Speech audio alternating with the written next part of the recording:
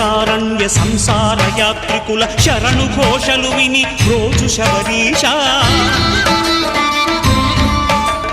పాపాలు దోషాలు ప్రక్షాళనము చేయు పంపా నదీ తీర ఎరుమే నివాస నియమాల మాలతో సుగుణాల మెట్లపై నడిపించి కనిపించు అయ్యప్ప స్వామి సంక్రాంతి సజ్జోతివై అరుదెంచి మహిమలను చూపించు మణికంఠ స్వామి